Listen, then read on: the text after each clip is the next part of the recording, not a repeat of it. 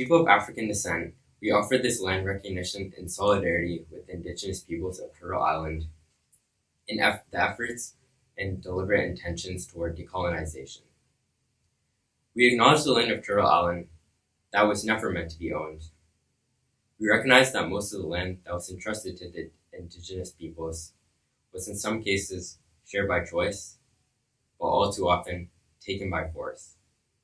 We recognize the historical colonialism and the ongoing colonialism that has led to the present-day situation where land acknowledgements are offered in place of land. As people of African descent, many of us have come here by choice, while many are here as a result of historical force. We acknowledge the complexities where we were promised land that was never given by those whose it never was to give. As people of African descent, we acknowledge the land of Turtle Island that sustains us, express deep gratitude to the indigenous peoples, and pledge to honor our dignity and divinity that ultimately connects us all. There is a language of story. There is a certain kind of emotion of a story told orally. This storytelling is a different experience where the listener has to bring something to the experience, just as well as the teller, and that marriage of the voice of the teller and the ear of the listener. And I always say this, it's a gently echoed music that comes back. As I give it, you send it back. And we go on the journey together, but we seek our own paths. Happy Black History Month. Welcome to the 4th annual Talkin Tales. I am your host, Mr. Stephen S. And I went first because she's a bigger star than I am, right? And this is... I'm Elaine, a.k.a. Miss Ghetto Stories. Told you. That's what's up. How you doing? I'm good. How are you? It's another year for us. 4 years. Of course. 4 years. I've been with you all 4 years. You realize this, right? I know. I've been here solo too, but I couldn't do without you. So that's why I had to bring you on for the dynamic duo. I love this, So we're here to celebrate Talking Tales 4 years. She's been awesome. The lovely Miss Kesha. This has been awesome to keep this going for 4 years. We have awesome performers. We have spoken word people. Like these, we have people who've been with us since the beginning. Since the conception. I heard that around there's this awesome saxophone player, and he's been with us since foundation also. So stay tuned for lots of things that's going to be happening, people. Yes. What's next? So we're going to start right off the bat. We have a performance. Our first performance is going to be Riddim Fit.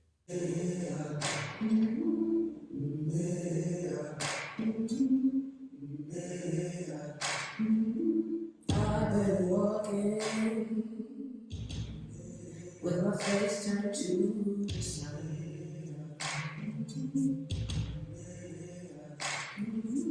Weight on my shoulders, a bullet in my gun. Oh, I got eyes in the back of my head, just in case I have to run. I do what I can when I can, while I can for the people. While the clouds roll back and the stars fill the night, that's when I'm gonna stand up, take my people with me. Together we are going to a brand new home, far across the river. Can you hear freedom calling, calling me to answer? Gonna keep on keeping on. I can feel it in my bones.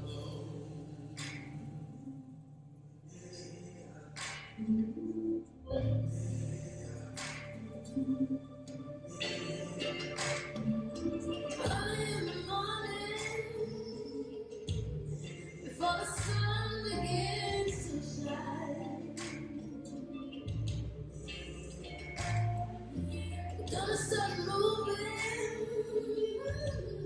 towards that separating line. I'm waiting through you know I never made your mind. And I don't mind if I lose any blood on the way to salvation. And I fight with the strength that I got until I die. So I'm gonna stand up, take my people with me. Together we are going to a brand new home. Far across the river, you hear freedom calling, calling me to answer. Gonna keep on keeping on.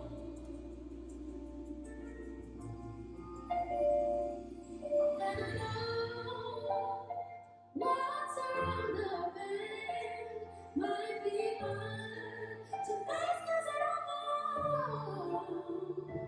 And I just might fail, but I know I'll try. Just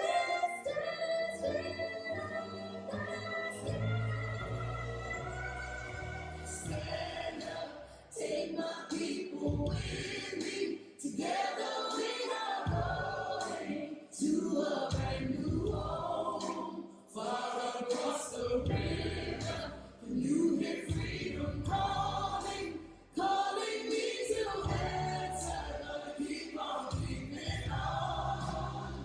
I'm gonna stand up, take my people with me. Together we are going to a brand new home. Far across the river, you hear freedom calling, calling me to answer. Gonna keep on keeping on. I'm gonna stand up, take my people with me. Together we are going to a brand new home. Far across the river, I hear freedom calling, calling me to answer. Gonna keep on keeping on. Keeping on. I go to prepare a place for you. I go to prepare a place for you. I go to prepare a place for you. So that was an amazing piece. That was really amazing. Those ladies were nice in what they were doing. They were all eccentric what they're doing. They were smooth in their dance, Yes. and you can feel it, Yes. right? And I Yes. believe that was a song from Harriet, From the movie the Harriet, movie Harriet. and we all know who Miss Tubman is. She She was is the original OG. She's the one. Original, led us through the Underground Railroad. She never lost a soldier, so that's big. And now the world is getting to know her in ways that they've never done before, especially our younger generation. And that's what we need, right? We need the younger generation to actually pick up from this lady and know their history Yes. and know everything. And remember that the Underground Railroad went to Nova Scotia, Yes. right? So we need to, as Canadians, as Black Canadians, we need to know this too, right? And it's good that our kids are learning. It's good our kids are learning this.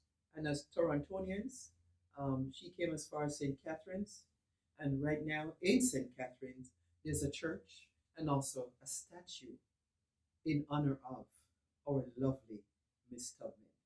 And once again, our history should never be a mystery. So we're at it. We're at it. We are at it. So you don't know. What's next? Well, we have a spoken word, or we have a storyteller Wow. from Barbados. So this is what this month is all about. But do you, Stephen, who's the original storyteller? Me. Outside of you and me and the lovely Kesha, who makes this possible. Coming from the Caribbean, who is our storyteller?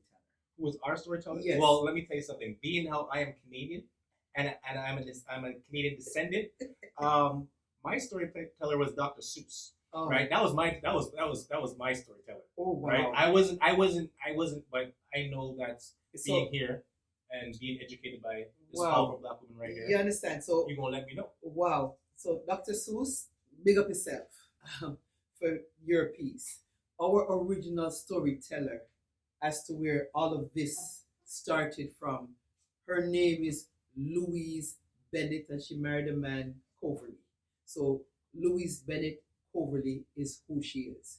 And the word, Miss Lou introduced us to ourselves.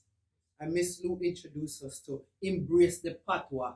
One of it, chat it, make it, people them know say, afterward. Right? That's what she did. So when you heard things like man and Miss Matty, you know where that was coming from. And that's we introduced and we got to fall in love with our language as patois. So when she took it all over the world, because people were always afraid of patois. Yeah. They're afraid of patois. They know why. They would like to say things like yeah man and Ari man, but they don't know the history of patois itself. And Miss Lou brought it. Well, if you go to England, it's like part of their dialect. That's they speak it like it's like how we speak down here, right? Yes. But down there in England, it doesn't matter your color, you're black, white, pink, blue, your nationality. That is their official language, Yes. right? Yes. So I love it. I love the embrace, and I love the fact that culturally now we are seeing it. And I say now because I remember as a young person coming to foreign, and when I came to foreign, folks were afraid. They didn't want to hear us speak patois. They were speaking this, and I was like, why is that? Because every other culture that I got to meet along the way, they embrace their culture. Their cultures where on Saturdays their kids can't go to the mall. They've got to go and learn their heritage, especially the language. So as Caribbean people, we are embrace the same thing. So what you say? Wagwan? All right. That's how it goes. So we're ready to introduce. You ready? Okay. So our next performer is a storyteller. straight out of Barbados, flying fish and Mount Gay rum. All Miss right. Gail Miller. And the something name. What name again? I don't remember. And Nancy and the postman. And postman. See. Nancy, one of Africa and the Caribbean's most beloved tricksters, was as lazy as they come. And Nancy was so lazy he hated to go to the post office, although he loved to get letters. And this is where the story of Nancy and Snake the postman begins. One day, Nancy was at his gates, waving, greeting all those who passed. Actually, he was begging for a loan. Bush dear, those coconuts you got there look real good. You can lend me one? Snake was coming down the path, moving swiftly and moving smoothly with a letter. And Nancy was quite impressed with how Snake moved, and so he called out to him, Snake, man, you moving smooth and swift. I bet if you did a postman, you would be the best and the fastest in the world. Snake, loving flattery, responded, You think so, Nancy? Thank you.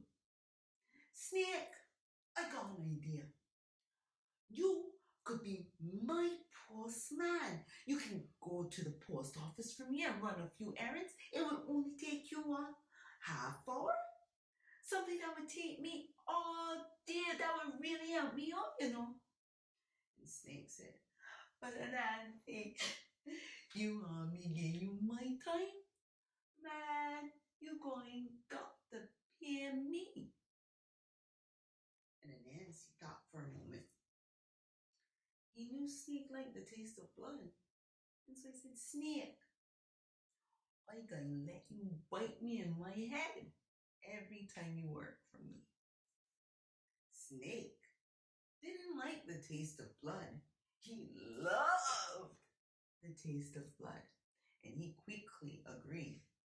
Next morning, bright and early, Snake was at Anansi's house. And Nancy's first errand for Snake was to take a letter to the post office. But when Snake arrived at the post office, there was no stamp on the letter. And Nancy had not given him any money. So Snake had to go all the way back to Nancy's house. And when he got there, Nancy had a few more errands for him. But Snake did not mind because he knew that he would soon be tasting Nancy's big, fat, juicy head. And so he went on the way. That night, Nancy left his door unlocked and told Snake that it would be unlocked and he can come whenever he wanted. When Snake arrived, Nancy was in bed. He entered into Nancy's house, found Nancy, took a bite on his head, and slithered back out and went back home. The bite woke Nancy. Oi, man! Hola, swada! I can't believe as a bite that is sharp, man. I can't take another one of those. Why get myself into? Man, I make a real bad deal. I gonna come up with something. I got to come up with something to get me out of this deal. The next morning, Snake was at Nancy's house. And Nancy's first errand for Snake was to go to the grocery store. Snake went to the grocery store. He returned with Nancy's groceries, and Nancy had more errands for him to run that day. After Snake was gone, Nancy started to prepare supper because earlier that morning, Nancy invited Rabbit over for dinner and to stay the night. That evening, Rabbit came over. He and Nancy sat down. They had a lovely supper. They laughed, they talked, they ate. Night fell, and Nancy said, "My Rabbit." He couldn't pronounce the R in Rabbit's name. "My Rabbit, it getting late. I think it's time we go to bed." And then Nancy took him to his room. "Rabbit, you sleeping in here tonight. I gonna sleep in the back room on the high bed." Now Rabbit knew Nancy all too well, and he was wondering what Nancy was up to, that he was giving up the comforts of his bed and his room. "Nancy, what you up to? How come you giving me you bedroom and you big bed to sleep in? I going to sleep in the back room." No, Rabbit. You take my room. I going to sleep in the back room on the high bed. Stop with all the foolish talk. You's my guest. I got to treat you good and proper. Come along now. Go on to bed. Have a good sleep. And then Nancy closed the door behind Rabbit. As he walked down the hall to his room, he called back to him. "Oh, Rabbit, I forget my cousin did to come over here tonight. If you hear him knocking on the door, lay in." And he went to the back room. Well, back then, there was no electricity, so they used candles or lamps. So Nancy had a lamp. He put out his lamp and went to bed. Now Rabbit,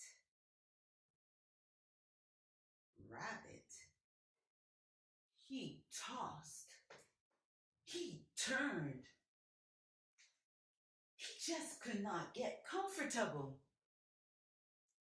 He knew Nancy was up to something but couldn't figure it out. And so he dug a hole under the wall, went under it, went to his house, and went to sleep in his own bed. Later that night, there was a knock on the door. "Nancy, if Snake the postman.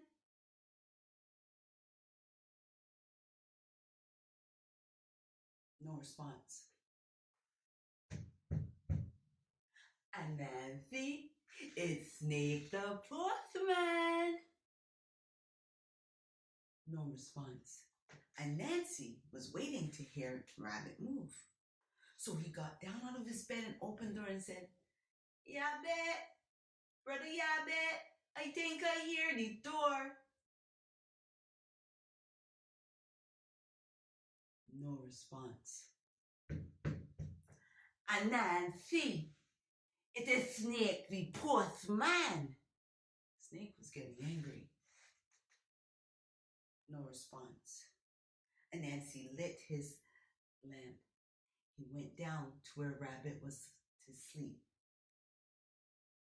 Uncle Yabbit, you can get the door?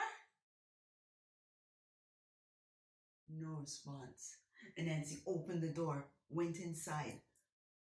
No Rabbit, but there was a hole dug under his wall. Oh. Snake, you ain't feeling too good? That bite you did give me last night did upset me. I can't take another bite now. Snake said. And Nancy, that was the first bite. And you know the first bite hurts the most. The second bite, you are now used to it, so it will not feel as bad. And the third, you won't even feel it. The thought of a third bite made a Nancy shudder. And he said, Snake, not tonight. I can't pay you. And Snake said, and Nancy, open this door. If you don't open this door, I'm going to call the police for you. At that moment, Nancy spotted a black iron pot on his stove. And he said, Snake, I'm coming. And he went over to the stove, got the black iron pot, went to the door, turned out the lamp, and he put the pot on his head. He opened the door. Snake was so angry, he just opened his mouth wide and clamped down on the black iron pot that was covering Anansi's head. His mouth started to bleed, his teeth were broken, he slithered back home. The next morning, Anansi received a message from Snake. Anansi, this is Snake, the postman. I am not well. I can no longer be your postman. I will not be coming for the day's pay. And Nancy was so happy to hear this. And as the messenger left, and Nancy danced, and Nancy laughed, and Nancy sang. Somebody waiting for Mr. Snake, not me, Nancy. Somebody waiting for Mr. Snake, not me, Nancy. Somebody can be my postman, not Snake. No, no. Somebody can be my postman, not Snake. No, no. Somebody waiting for Mr. Snake, not me, Nancy. Somebody waiting for Mr. Snake, not me, Mother Africa, I feel the aching of your weeping womb. Yes, Mother. I too see the storm. I see its rage of destruction. It chains, and it cuts, and it rips, and it slaughters, and it leaves tracks of blood dripping from the bulging veins of terror. I see them, Mother. I see them all. I see millions of your children shivering in the heat of fright, caged and shackled like livestock. Their eyes, oh, their eyes scream words unspoken. I hear the howling of their hearts echoing off the waves of the macabre. Oh, Mother I see them all. Dear God, where art thou? Why have you forsaken? Don't you see what I'm seeing? Don't you hear what I'm hearing? Are your hands shackled? Has the storm alienated your soul and left your heart bloodless? Oh God, forgive me. But who commanded that storm? That storm that regards life lifeless, that devastates, that destroys, that dehumanizes.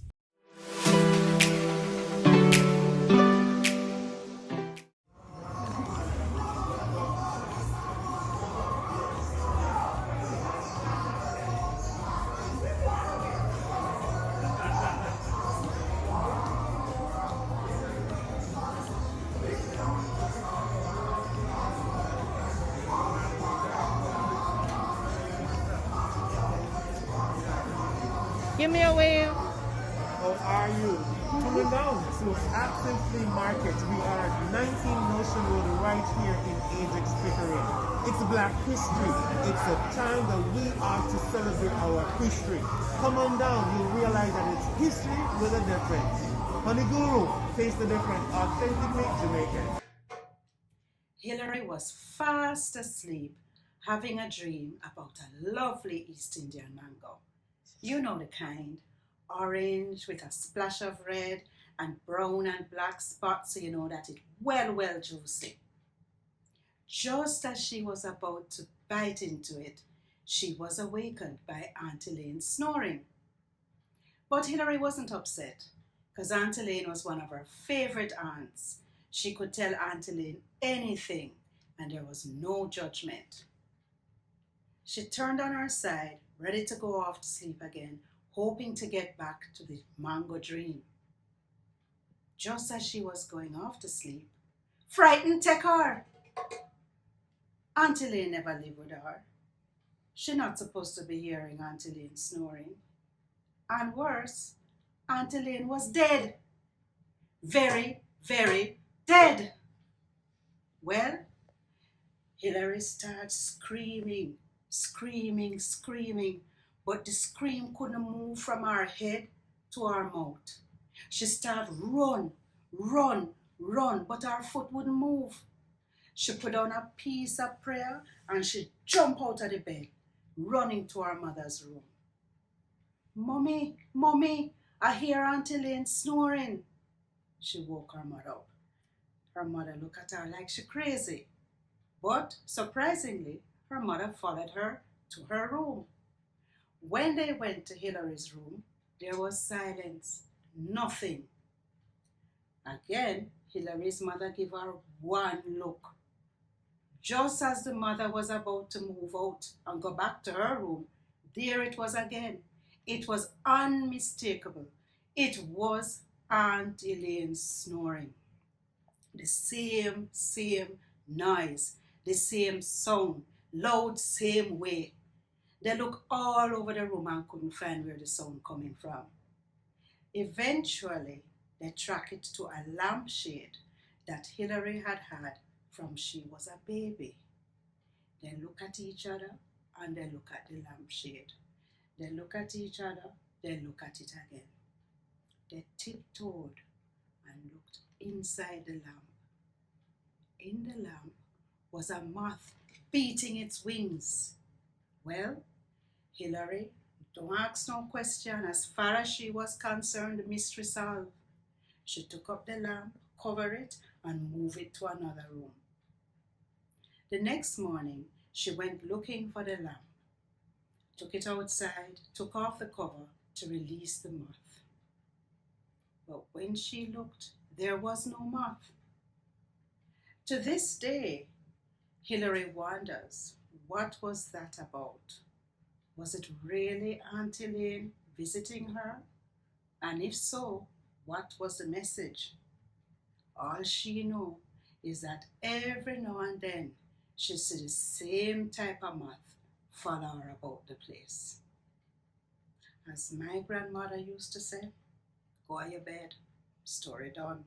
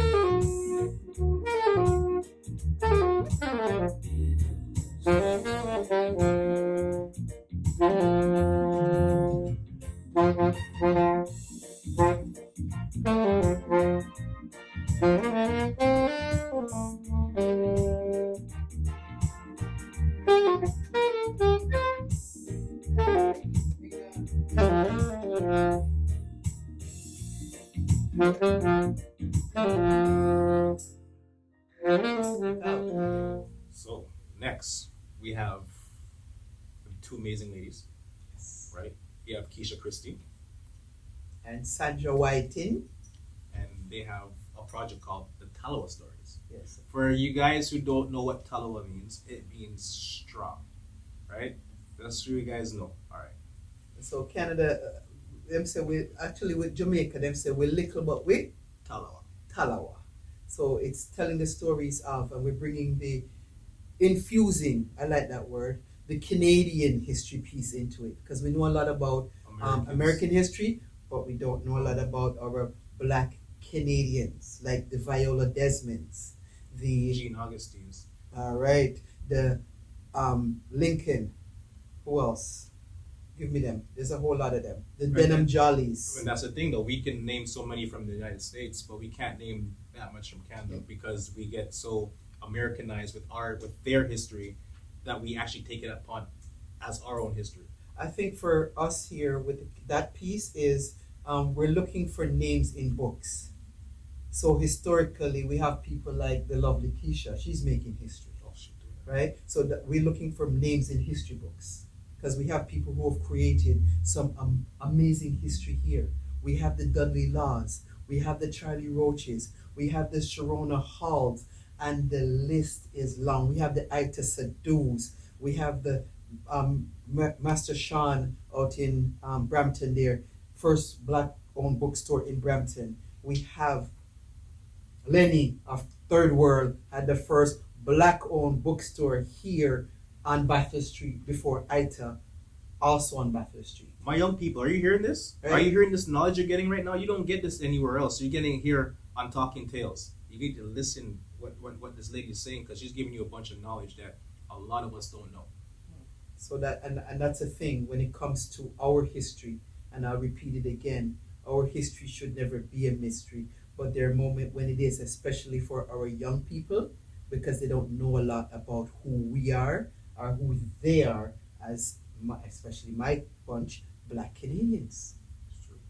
Black Canadians. So that's what it is. So what's next? We have a story. By the lovely Sandra Whiting. My name is Sandra Whiting, and I am a storyteller. And my name is Kesha Christie, and I am a storyteller.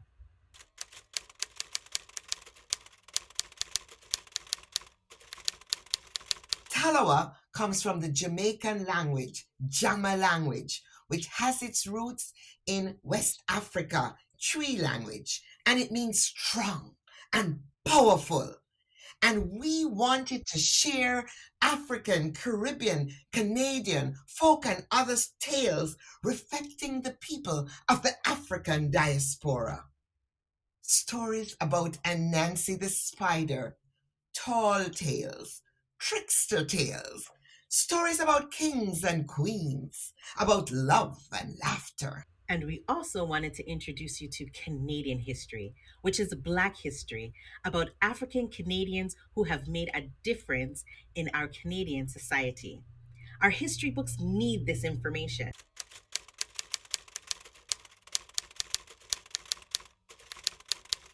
Some people that we talk about are still living, and some have made their mark and contribution many, many years ago as they helped to create our Canada.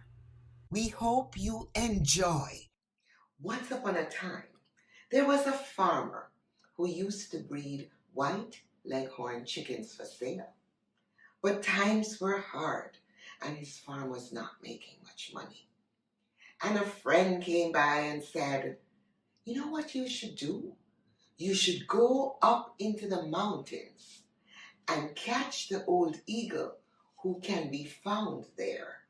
Bring him to your farm, put him in a cage, and charge people lots of money."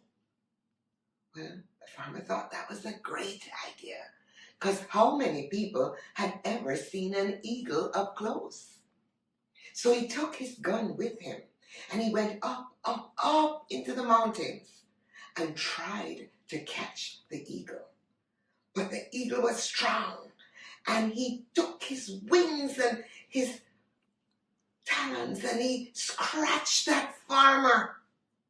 And the farmer was so angry. He took his gun, and he shot and killed that beautiful bird. And when the farmer came back, his friend said, "What happened?" And he told him. And the friend said, "Go back up and bring the eagle's eggs. Put them under your setting hens. And when they're born, you can charge people lots of money. Because who has ever seen an eaglet up close?"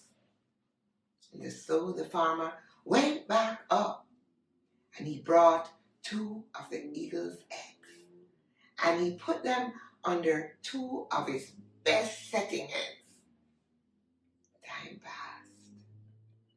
More time passed, and soon the first little eaglet was born. He put his head out, looked around. He didn't want to come out of the shell. He didn't know where he was. He was a very scrawny little eaglet. He was a very scaredy cat eaglet.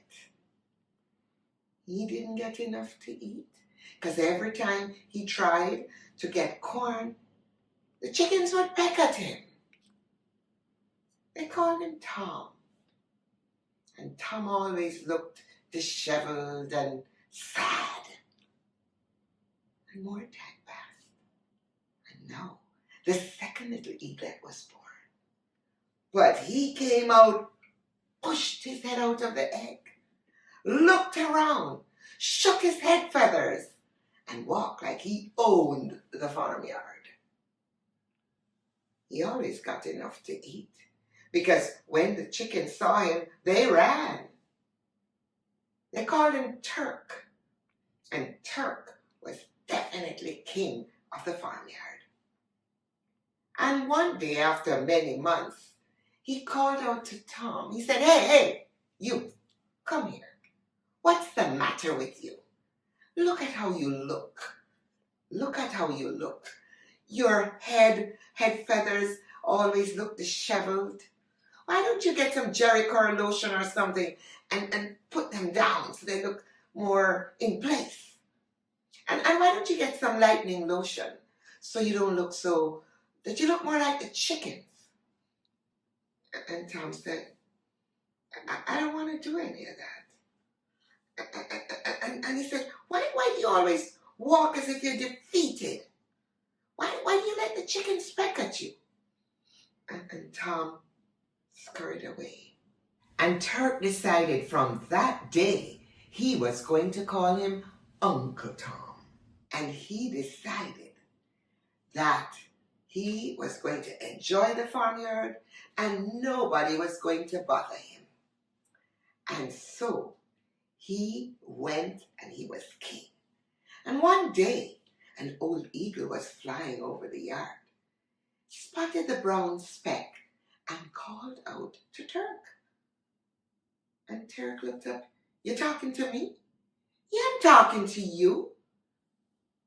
What are you doing in this yard? What do you mean, said Turk. Yeah, you're an eagle. What are you doing in the yard? Come up here. And Turk said, but I can't fly. Of course you can. You're an eagle. Fly up here. And Turk flapped his wings. And he flew. Wow, he said, I can fly. Of course you can, said the old eagle. You are an eagle. What's an eagle?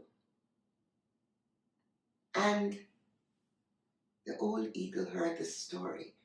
Turk said, I just remember coming out of an egg and I was in this yard with all these chickens. So I'm a chicken.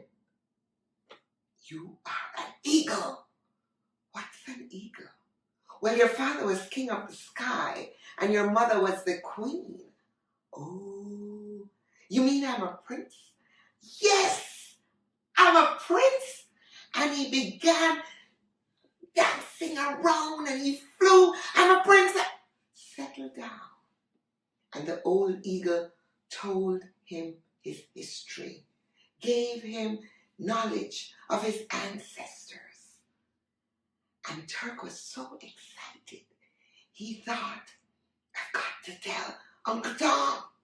So he called out, Uncle Tom, Uncle Tom.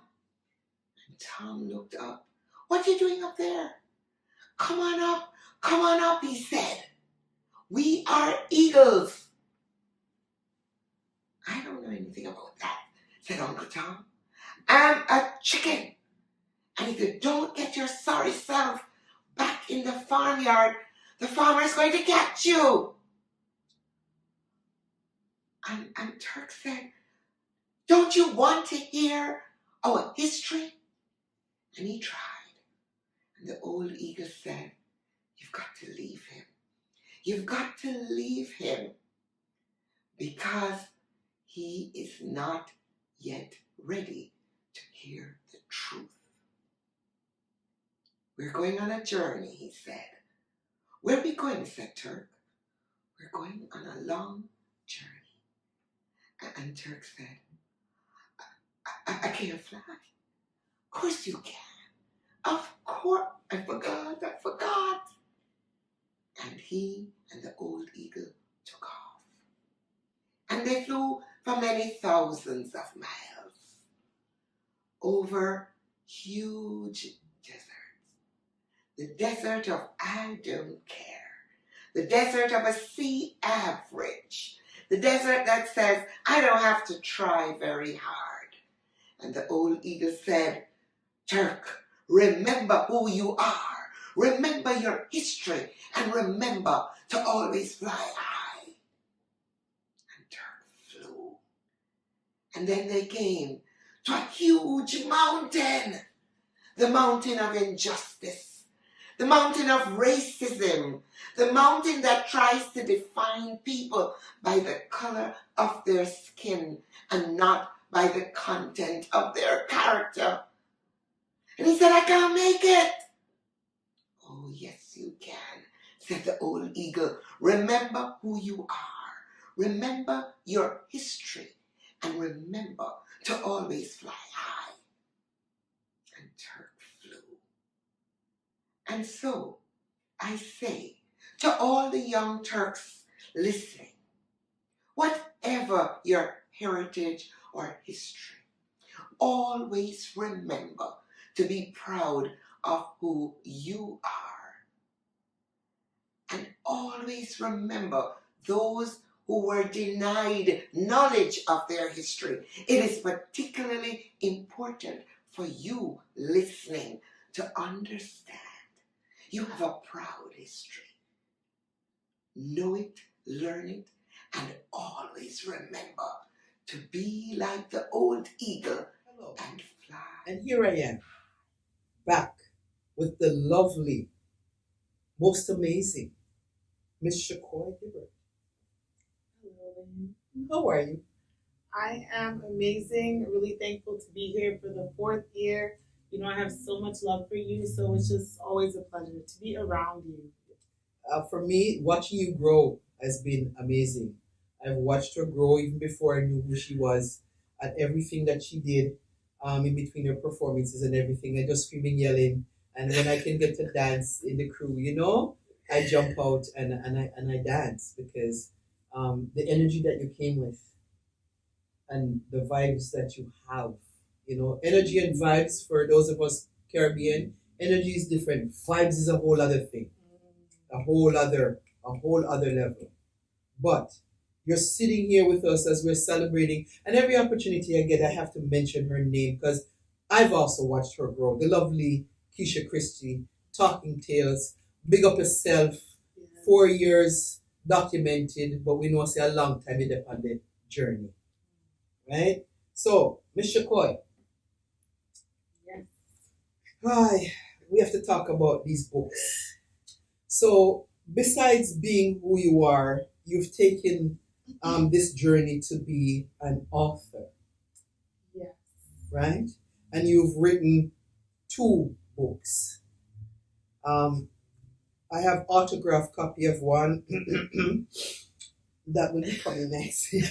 And I will soon get my autographed copy of the other one. But this one, The Hot Head Queen. Now, titles of books are important, but can you tell us Hot Head Queen? Yes. So I really wanted to call myself out with the title, and I wanted to create a different narrative because there was always a narrative of like angry Black woman, but nothing beyond that, or nothing asking her, is there a reason why she's angry, or is there something behind that? And I found that through my own anger, expressing it, that I wasn't just angry, I was actually sad, I was feeling anxiety, but there was no space for me to do that. So I'm like, you know what?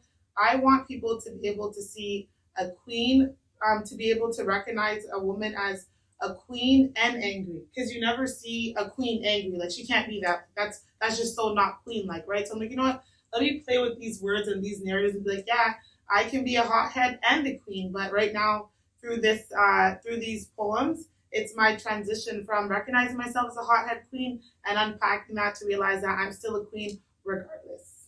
I love it. Now, every author that writes books always have something from all their books that touches them. Now, is there a poem in here that speaks to you versus everything else that you've done? Because there's got to be, you took the time out, because this is not an easy thing. And you said you were unpacking. So when we're going on journeys, we have to do that. You unpack, you learn the change in narratives, and you start feeling what this means and things that identify with who you are. So from a hothead and a queen, in the same sentence, and you unpacked it. So which one of these poems in here speaks to you on this journey? I would say that the one that came to mind was the one titled Can't He See? Because it's about my dad, and I wrote it when I was about 17, just feeling really angry and displaced and feeling like he just didn't care. But then me looking back at the poem, I'm like, wow, like, he actually cared all along. Like, he's been there all along as much as he could. So I love the fact that I'm able to reflect, and actually throughout the whole entire first book, for each poem, I created a word called preflection, where I explain how I felt before the poem, and then a reflection, because I was like, I like poetry books, but I have short attention span, so I need to write something with some tea, so I would read it. So in that, I really reflect and say, like, yo, like, I put my dad out there really and truly, but then I also sat back and said, no, but you know what? From changing my own perspective, but actually trying to be in his shoes, actually gave me so much insight. So I love that piece, especially because it just reminds me of the fact that I just always loved my dad so much. There were just times where I didn't know how to explain it because of so much systematic oppression. I like it. I really love like you, it. Dad. Yes. And 17 versus, how old were you when you wrote?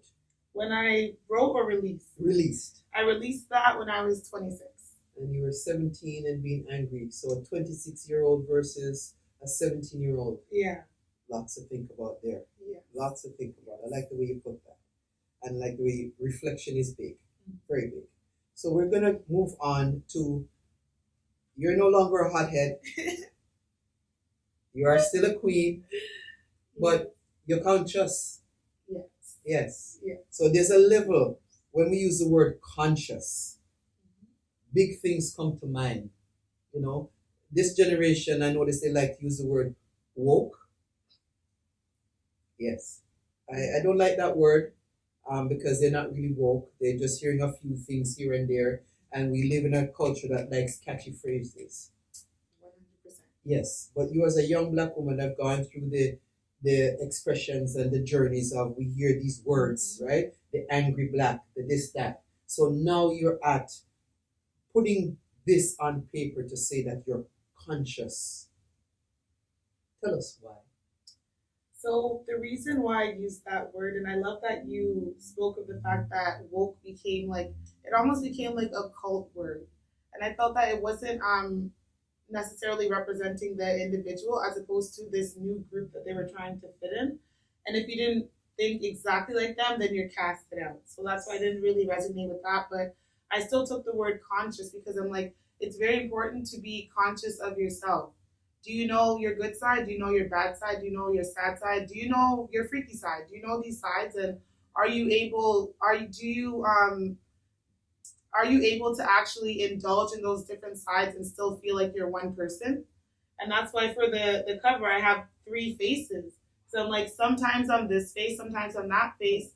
But at the end of the day, I still know who I am. And I'm allowing myself to be in these various lights. So even throughout with the poems that are reflected in there, it starts with poems about my mom, because that's really just what offset my almost like obsession with wanting to tell my story, because I know that not everybody gets the chance to do that. So I started with the pain, Then I went to just love and like building yourself through love. And then I went to erotic poetry because I'm like, you know what? I don't want to be afraid of my own sides because of how the media wants me to be or how I'm supposed to look. I love that. Our ancestors would say ashe to that one because very important. Knowledge of self is the most beautiful gift that we can give to ourselves. Because when you know who you are, the world can't stop you. Right? Yes. But when we don't know who we are, we tend to want to hide behind. Exactly. That's why people get caught up in the little words and the little, because they need something to identify themselves. Exactly. But we know you don't. Exactly, because I've always been searching and okay with not necessarily having the best results. Like, if I have a bad day, I'm okay with that. Like, I think that the misconception with people who are positive is that they're always positive. No, I'm just as tired, just as but it's about like balancing that and being true to how you feel at various moments. And understanding that, because I love that. I'm 99.9% positive. Energy is big because I show up with my proper energy. But like you said, there are times when the energy is off and it's a choice because you choose where to go with that. Because it's the worst thing is when you walk into a space and you're in a space. So you funky up the space with your funkiness. So you need to learn to own that. And I love the fact that you do that because you own that all the way. So can you tell us what's next in store for the now extremely gorgeous and conscious queen? Tell us what's next. What is next is just finding different ways to connect with the community through my book consultation services, just showing people that they too have a story and helping them get it out there. So I recently have monthly creative writing workshops that are sponsored by the League of Canadian Poets. So shout out, representing. That's actually going to allow me to do that, to show people that you can do what I'm doing. It's really just learning how to channel the way that you want to do it comfortably. So I feel like my biggest gift and purpose is to show others how to self-express, not just through writing, but movement as well. Because, I do my hips in motion because, gotta keep moving. Hips in motion. I've been trying to get my hips in motion through her. So we'll do this. I'm doing this vicariously, people, because watching her, I can't keep up. I've tried. So I tell her I'm requesting private lessons. I don't want nobody see me. Private lessons, yes. No worries. I got you. Actually, on February 18th is going to be the last free class online, Friday night. So I'll send you the link because, it's so that people, you don't have to turn on your camera. It's really just to get more confident in your body because through the pandemic, I've actually lost 30 pounds. Ooh, and I've been going to the gym years before. I never lose my 30 pounds. So gym people, I want to talk to you. But that's a whole different story. But it's really just learning focus and just showing people that they can do it too. Yes, I love this. Always exciting. That was a great interview. I loved it. That was a real good. That was great. Shakkoi, she was amazing. Any books? I gotta get into that now. I gotta start reading her books because, even though it's about a queen, right? For a black man, we need to know what our queens are going through. Yes. We need to know how our queens feel. Yes. If we don't know how they feel, then we can't help them. We can't uplift them as well as they can't uplift us if we don't know what we're really going through, right? As each other, right? So it's safe to say we can call you the conscious king. I like that. I like that. I like that one. The conscious king. Yes, without.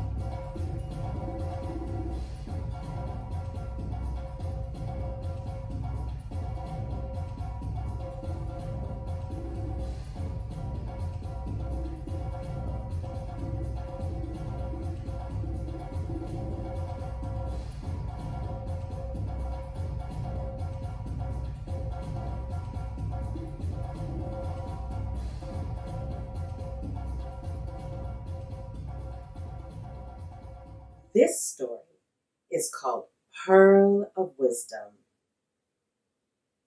Long ago, there was a powerful king.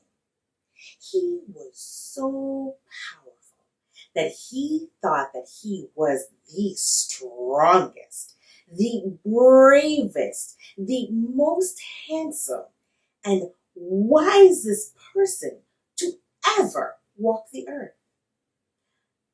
He declared to his kingdom that no one would be able to name their own children. They would have to bring the babies to the king, and the king will give them a name. Well, everyone in the kingdom was elated. But the king was a tyrant. He was so mean. He would look at these newborn babies and give them names like ugly, sloppy, alligator skin, dummy, etc., etc. And the people would smile and pretend that the names were perfect for their babies because they were afraid of the king. Well, one day, a young girl gave birth to a beautiful baby boy, and she decided that she would give him his name. She looked at him and she said, I will call you Pearl of Wisdom because I value wisdom over all of the other gifts. Well, that name was a gift indeed. This little boy grew up to be very handsome, very brave, and exceptionally wise. At the age of 7, he won a contest hosted by the king. The king liked to call his people and test how smart they were, check if they had sense or nonsense. And on this day, the king started asking questions like, what eats and is never satisfied? Or what runs and is never tired? This one, what rides in as swift as a horse and drags its feet going out? Well, the people who gathered whispered amongst themselves, but they didn't know the answer, all except Pearl of Wisdom. He spoke up. Oh, I know. What eats and is never satisfied, that's fire. And what runs and is never tired, that's water. And disease comes in as swift as a horse and drags its feet going out. Ooh. The king and his advisors were very impressed with the little boy. You there, what is your name? My name is Pearl of Wisdom. The king said, you are wise indeed. The king tried to hide his anger. Tell me, who gave you your name? Whoever named you did so behind my back and broke the law of the land. There are consequences for this. Before you knew it, Pearl of Wisdom's mother was brought in before the king. The king looked down at her and said, You named your child behind my back. That is against the law. You shall pay with your life. Oh no. Well, everyone in the kingdom gasped. And the king thought about it because he was a powerful king. I'm a merciful king. So I tell you what. He picked up some seeds and threw them to the ground at her feet. Take these seeds. I am having a feast tomorrow, and my guests and I need beer to drink. So you will plant and harvest these seeds and ensure that we have beer for our feast tomorrow. Oh, please, please. The mother begged. She pleaded and asked the king for lenience, to no avail. The king simply replied, if you do not complete this task by tomorrow, you will pay with your life. There was nothing more that she could do. She picked up the seeds and went straight home. When she got home, Pearl of Wisdom and his mother talked back and forth for a very long time. When they were finished, his mother left the house with her hand clutched to her chest and went to seek an audience with the king. She asked and asked until they agreed. And finally, her request was granted, and she was brought before the king. And when the king came out to her and rose, she fell to her knees. The king looked down at her. What can I do for you? She opened her hand slowly, and there were seeds. She said, Your Highness, these are calabash seeds. And she put them down. If you plant and harvest these seeds by tomorrow, I will have calabash to pour your beer into. Well, the king thought about it. He looked at the seeds. He looked at the woman. Then back at the seeds.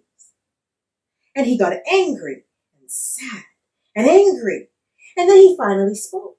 He said, Woman, what is this impossible task that you give your king? There is no way that I can plant and harvest these seeds by tomorrow. The woman smiled and she said, Your Highness, but just like you were unable to plant these seeds and harvest calabash in one day, nor can I plant the seeds you gave me and have beer for tomorrow. Oh, the king thought about it. She was right. And just like that, Pearl of Wisdom and his mother were both brought on to the royal council. And the very next day, a decree went out that the king will no longer be naming the newborn babies in the kingdom. Everyone shall give their children their own names. Well, from that day till this day, we are all able to name our own children. And you would agree that children live up to their names. And if that is true, what name will you give? And how will you show up in the world?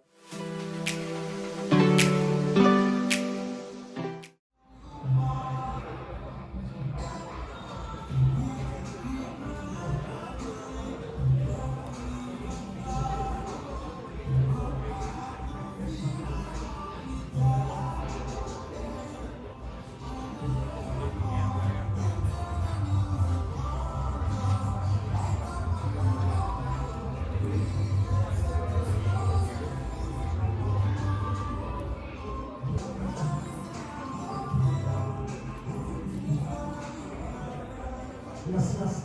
I'm on to Mary's Fruits and Things. All right, I'm coming to you now. Hello. Tell us.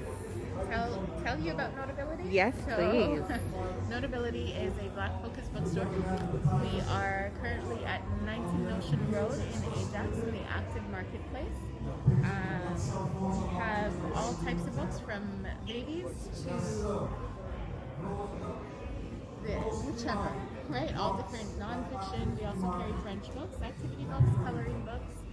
We recently started doing cards, Black focused or Black created cards. So yeah, come on out. We'd love to meet you. Again, we're at the Active Marketplace in Aajx, 19 Ocean Road. Awesome.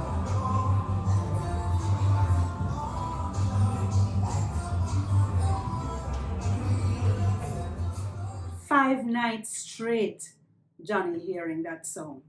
The clanging, the dragging, the scraping. Him all start wonder if it's rolling calf.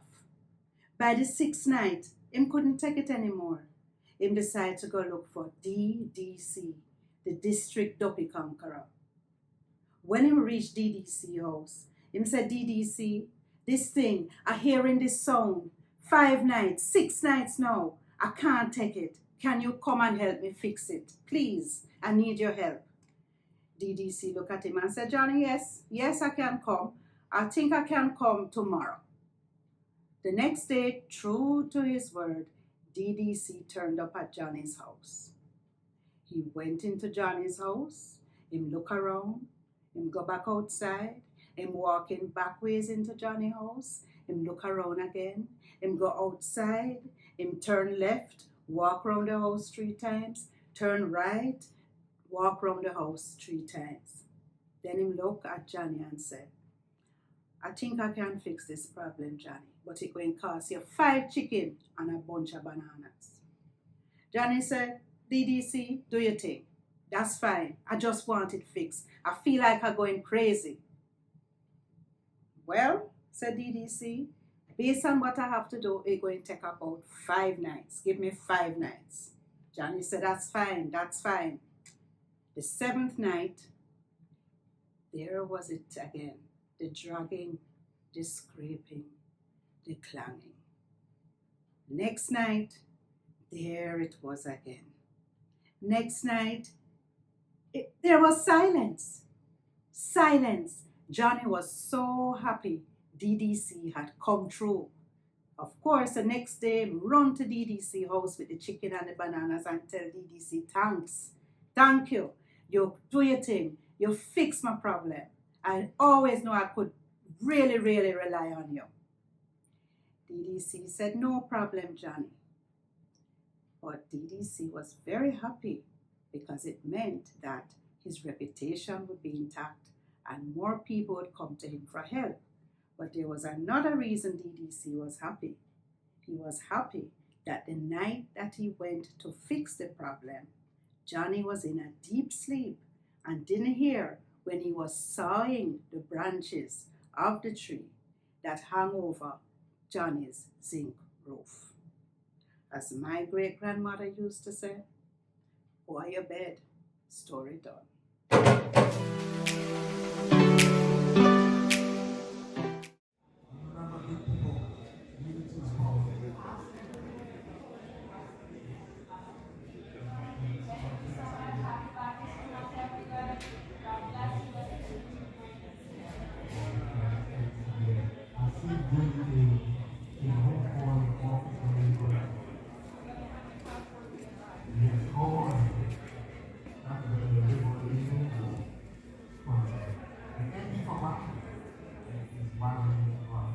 So once again, as we said, it's all live on Captivate Radio. Please be reminded, I left my home from Mississauga. It took me like 2 hours on the 401 to get up here.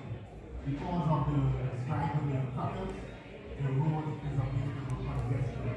So my name was called and I must go to my brethren where the banners blow. I go to guard your virtue and our name, to face the muzzle flash and cannon flame, and our weathering you gave to me, the day you kissed my hand so tenderly. Weep not for me, love, duty calls. I go before the king at Adua.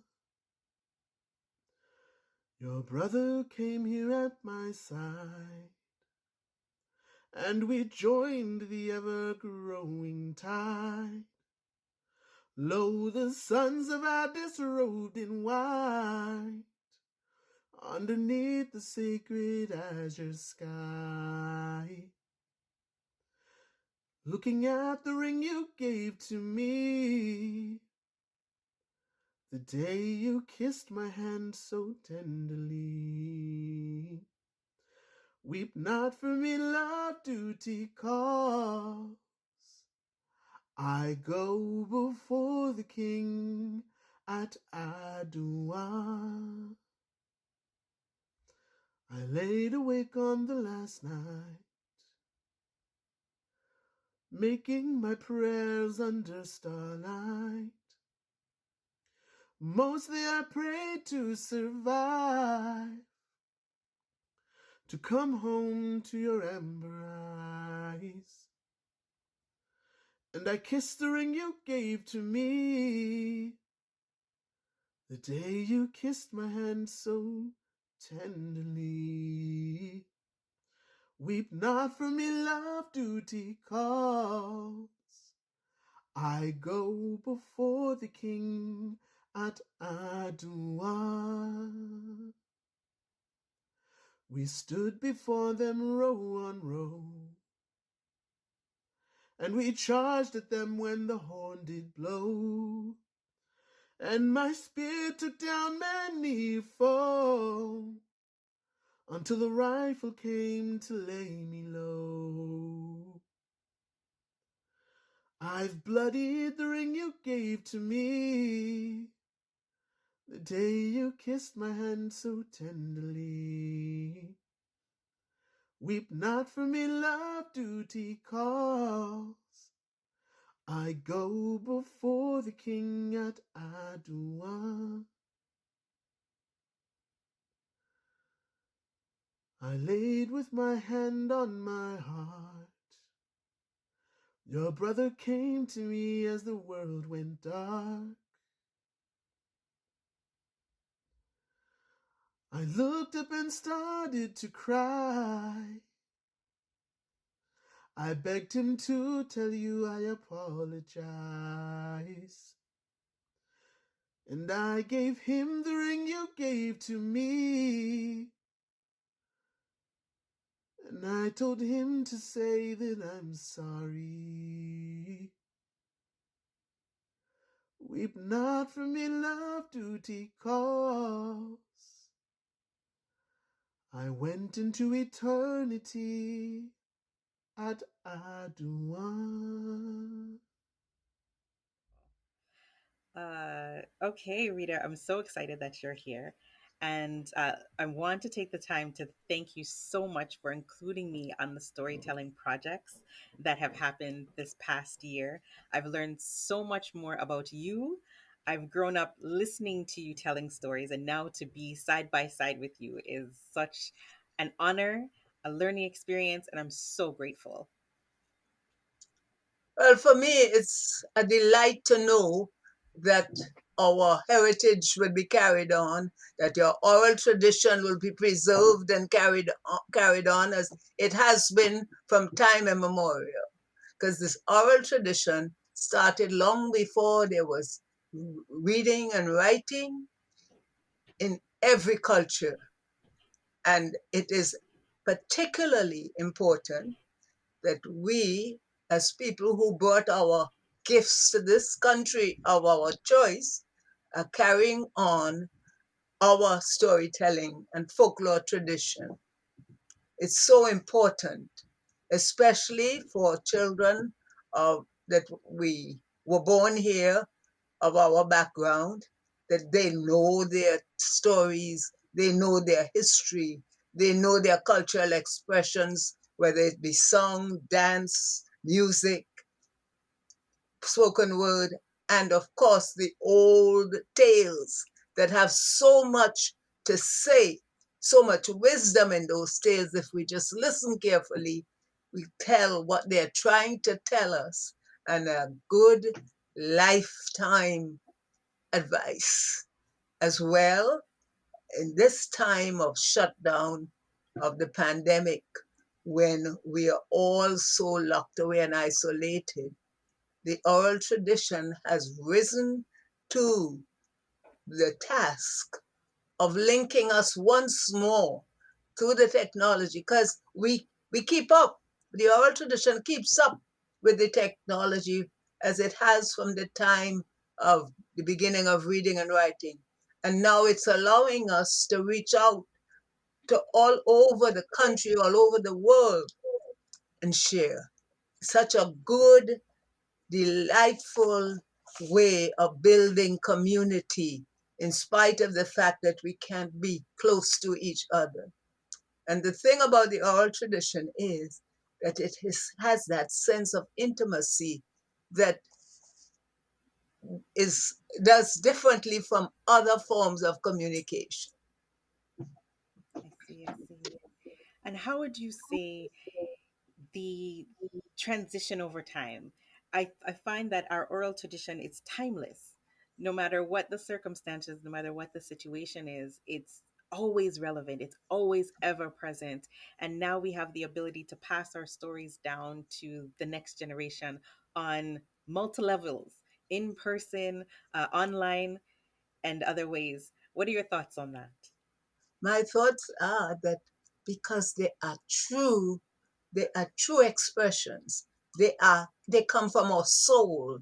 They are things we pass on, and the things that feed us, feed our thinking, feed our growth, build our community, keep our community together in special ways, no matter what else happens.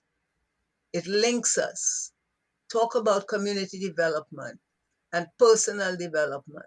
And of course, keeping each other together. We know that we have links with each other through our stories.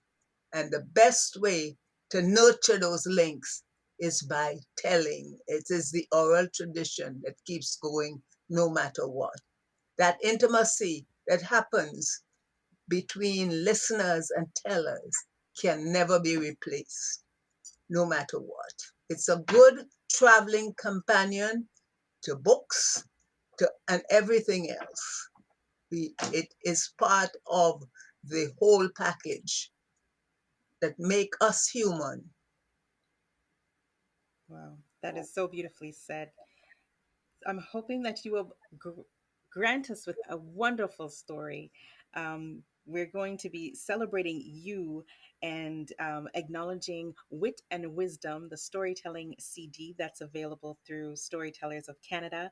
And we'd like to get a taste of Rita Cox and her amazing storytelling. Well, you had asked me to do this, and I thought that perhaps I'll do a story that I have known all my life, and I think it's a favorite of yours. It's the story of how trouble made the monkey eat pepper. Now, I went to a junior school in which there was an old lady called Bess. And in the schoolyard, she sold candies and cookies and things that she made. She is my old lady in this story because when we got our little pennies, that's where at recess time we went and bought a candy or something that Bess made. And she is my character in this old lady who made her living from selling cookies and cakes and lots of sweets. And the smells that came from her backyard in that little tiny village on the island of Trinidad would make your mouth water. Now, that's how she made her living. And so once a week, she went to the village market to get her supplies, especially the molasses to make her coconut cakes. Now, she left early in the morning before the sun came up. But this particular day, Aunt Minnie was her name, she was late. Maybe she had slept in a little bit late. And she went to the market later than usual. And by the time she had done her shopping, it was hot.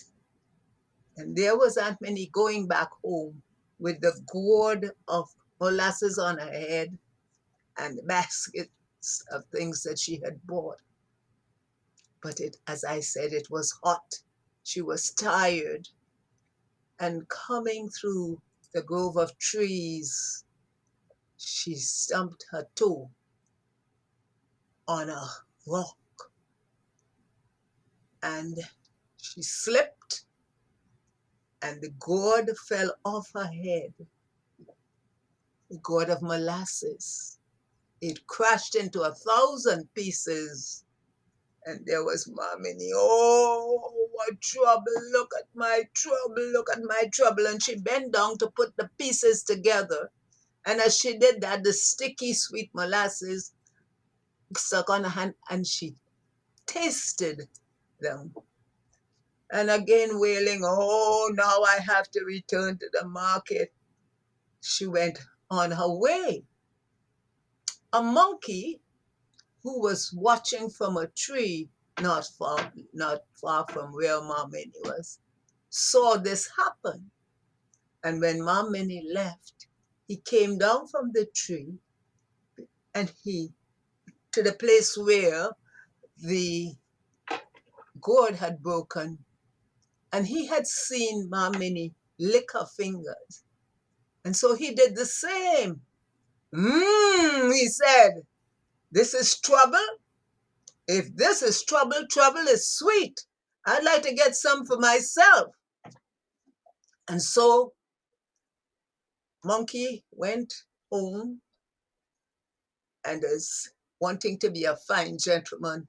He dressed himself in his sizzled coat and his top hat and his cane. And like a fine gentleman, he went to the village market. He came to the first shop, and there in the shop was the shopkeeper just laughing and gossiping with some friends in the front. And Monkey walked in and said, oh, I've come to buy some trouble. Trouble? Said the shopkeeper. Do you know what trouble is? Yes, I do. And I want all you have of it. I have lots of money to spend. Are you sure you want some trouble? Yes, man, I said I want some trouble. Oh, trouble you want, your trouble you get, said the shopkeeper. And he went to the back of the store to get the trouble. The men in the front of the store giggled and Monkey just glared at them in a supercilious way. And then the shopkeeper returned with a big bag tied at the top and he put it over the counter. Here is your trouble. Would you pay me, please? And Monkey took out lots of money and he handed it to the shopkeeper and he left with his bag of trouble. On the way back to the grove, he thought to himself, this bag is heavy and something seems to be moving. But he couldn't wait to get to a quiet place where he could sit and enjoy his trouble. He soon did. He came and there he found the right place and leaning against the trunk of a tree, a huge tree, he opened the bag. And from that bag came 4 angry, barking and yelping dogs. They came directly to Monkey. He just curled up that tree to get away from them, while the dogs remained at the bottom of the tree, barking and yelping. Monkey stayed up there. He was so afraid, but he couldn't come down. And there he was, dressed in this hot clothes in the hot sun. And he had not eaten before he left. So he was hungry. And he got more and more hungry. he leaned over to a branch where there's some delicious looking fruit hanging. So he reached over on the limb of the tree and he picked that big red fruit. Delicious, he thought. He bit into it. Whoo! Did it burn? Did it hurt? He didn't know what to do. He groaned in pain. Oh, he waited and he waited. And there he was suffering with the burn from the pepper. How could he know it was pepper? Soon, the owners came for their dogs and the dogs went away. And at last, with a sigh of relief, Monkey slid down the trunk of that tree and jumped into a nearby stream, coat, hat and all, until the pain had passed, the burning had passed, and he could get some relief. And that is how trouble made the monkey eat pepper. And I'll end by saying, and I jump on the wire, and the wire bend, and that's the way my story ends. Oh gosh, wonderful. Thank you. Thank you so much. That was amazing.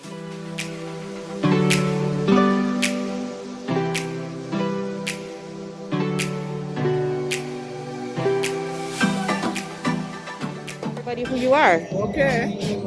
And who we are. Awesome. All right, tell us about you. Well, my name is Marian Holder. My name is Mary Quilton Taylor. That's my business name. And I'm into the crafts, making the flowers crafts, selling the hats, sheets. Quilts. I have some bad sheets, but they didn't come out yet. And over there is mats and cups, shea butter, and black soap, sage, incense, and castor oil, and bring some bees.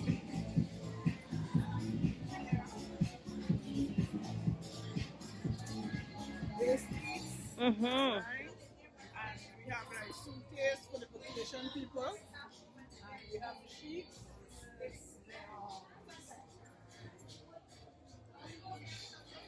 I hasn't bring out anything yet, but it's coming. And well, hope everybody supports.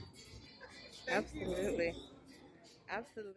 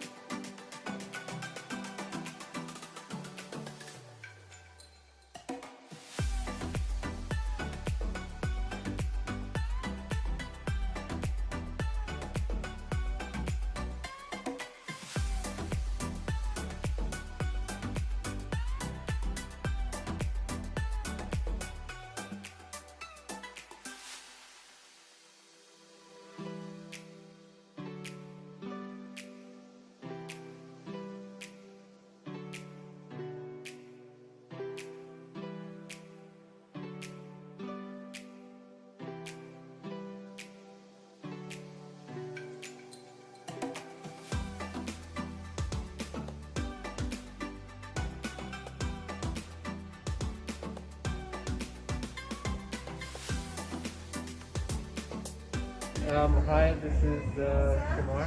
I'm from Nisho. So this is my company, Nisho. Basically, it's a tech software boutique company. We're located at the flea market, the Active Flea Market.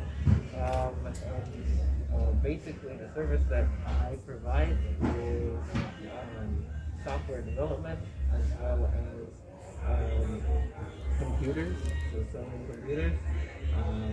We also do boutiques. So basically, half of the store is built in beautiful handcrafted items. It's family run. It's a black-owned business in Canada, in the GTA, and also we try to help the community as well. So if somebody is like, I want to fix a computer, I don't mind. We can break up the pricing. We can try to work with what we got, right? So yeah, that's why I sell only business class laptops, so you can kind of be rough with it, and then it will still last you a long time. I try not to sell cheap products, because it's not nice, right? If it doesn't go in my computer, then I'm not gonna give it to you. That's crazy for it. And yeah, so I'm a computer enthusiast, right? So I love software in terms of technology. I love like CES, right? So one day, hopefully, I'll make it to CES, and then you guys can see me there. But for now, if you guys need anything, you can look us up at newshow.com. Also, newshow.ca works. And all the new shows, you just type it in, it will always bring you there. I got all the domains. Other than that, if you have any questions or concerns, just come by and we'll chat. Thank you. Conclusion.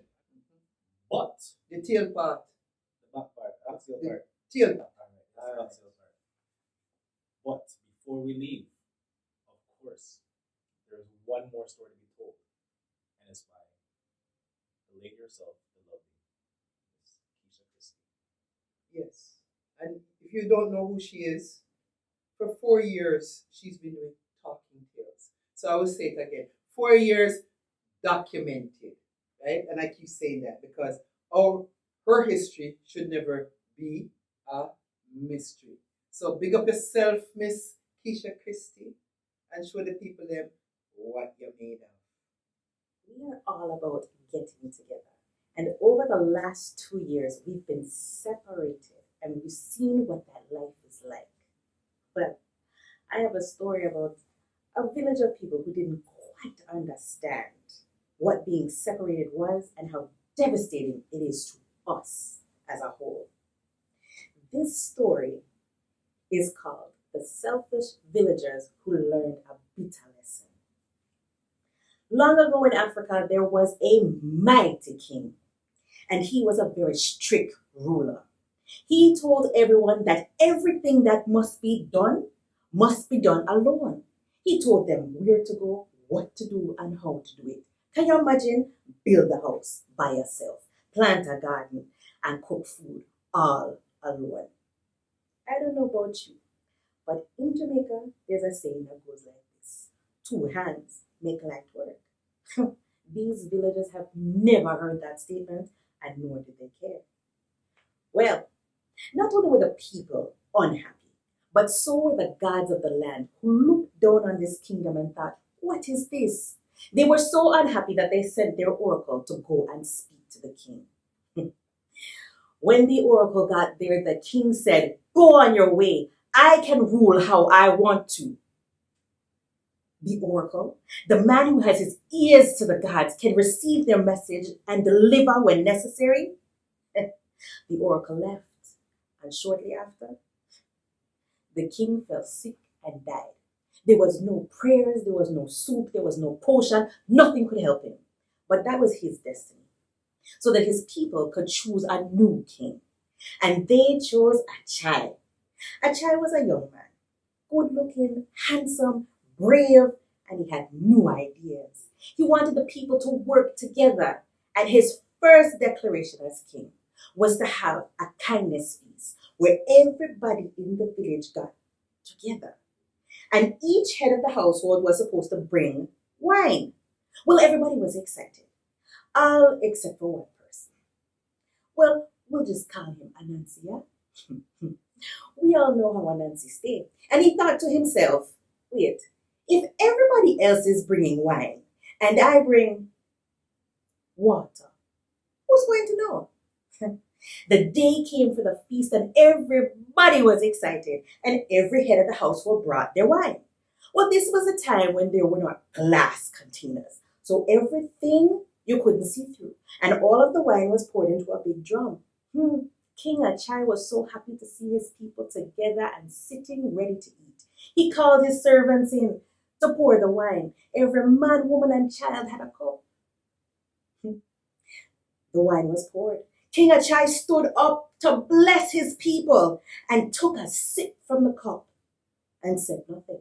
Everybody else took a sip from their cups.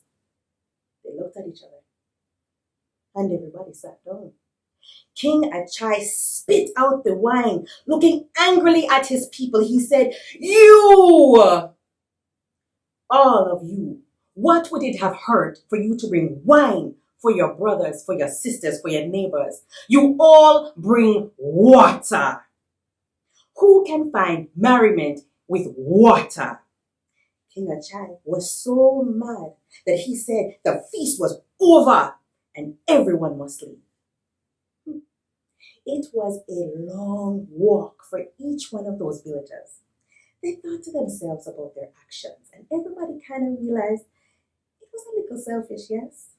But what was done, right?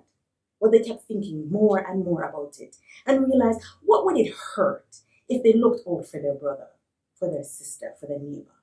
And they realized that if they worked together, so many things could be done.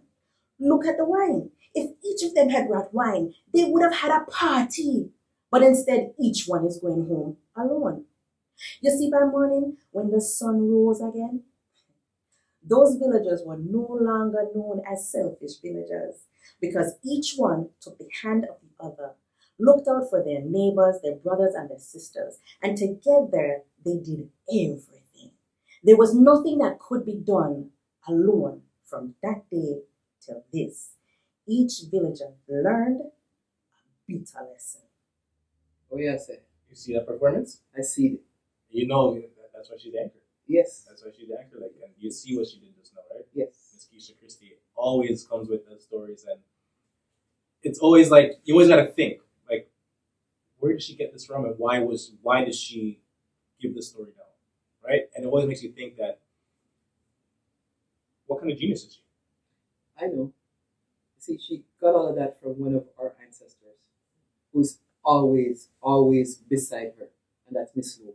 Miss Lou, yes. Right? So when Miss Lou come out, you can't run away from that. So she's owned that. So that's where all of that comes from. Maybe one year she can show me a story, and I can do a story just like her. I'm looking out for that story. 1 year, you gotta teach me though, because I can't do a story like that. Remember who you are. You get one new name. You're Conscious King. Conscious King. So you get one new name. So you have to come with it. You can't. We're gonna call you out. You're gonna have to come with it. All right. Next year, Conscious King, he's coming with a story. We're waiting for it. I'm coming with a story next year. As long as Kesha can teach me, then I'll come with the story. We're waiting for it. So 4 years of awesomeness. Yes. 4 years of awesome performers. 4 years of community love. And we're standing in gratitude for all of that. Because without that, this couldn't be possible. Because it's all about community and it's all about love. And it being our ancestors' history month, because I don't like that word Black history. No. You know what I mean? So it being our ancestors' history month, it just goes to show how much love they gave to us and the sacrifices that we could do this. That's why I feel it. And the fact that we have love, right? We have love for Kesha. I have love for you. We have love for everybody that was here and brought their good energy. Yes. Right? And the good vibes, as you were speaking about earlier today. Vibes. That's how we roll, right? Yes. Everything about us is, I don't buy that person, I like that person's energy, Yes. I love that person's vibe. And that's how we go about things, right? Yes. And the vibe in here was perfect. I love it, as always. I manifested this a long time, and I get excited because the first one I went to, I said, 1 year I want to host with you. And me and Steven do some piece of dancing. We have proof it about. You can look at it. It's on the website. Yes, we were dancing and celebrating, and I said, I want to host. And I got the call. And guess who I'm here host? And that was our first year meeting. That was our first time actually meeting. Yes. Yes. As adults, because I do remember you when I was younger. Now that the years go by, I do remember you. I was a young youth and used to come around and talk to us through the Metro Housing speeches. We used to go there and sit down and actually hear you speak to us. So I do remember that. Now, as a grown man now, I get to work with you. And it's an honor to work with you. And this is so beautiful because as an elder, we get a new name. Every year we get a new name. This year I'm owning eldership, and this is what it's about. Sharing our stories, right. Understanding what those stories mean, giving love through those stories. And that's what the Talkin Tales is all about, because that's what we did. Everybody came out and shared such powerful stories. We learned so much from each other during that time. Well, we're the only ones going to educate us Yes. about us, right? Yes. No one's going to educate us about us. Yes. And that's why we have things like Talkin Tales, Miss Ghetto Stories, educators for the future. And community. So we want to say, bless up family, friends, for taking this time out to just understand what Talkin Tales is all about. And we ask you not to talk no tales, but to share the goodness of all these tales. What you say? You like that one? Yeah, you just gave it without. Yeah. We just think on that one day. Table topics. Think on your feet. Kesha Christie. It's an honor to have been chosen by you to sit here and do this, and to be sitting with this awesome young king and sharing all of this with you guys. So bless up. We look forward to next year, where there's lots of things going to be happening. With God's blessing, we're going to be out and about, so we can do another, road show like we normally do. Next year, God forbid that we don't have any mandates, we're going to do it in a bigger venue so we can have you guys actually there, so we can sit down, have our vendors interact with us, because we're the hosts. We interact with everybody and anybody. Yes. And next year, Conscious King will be performing. We're going to call him out. So, blessings, community, until next year. Walk good.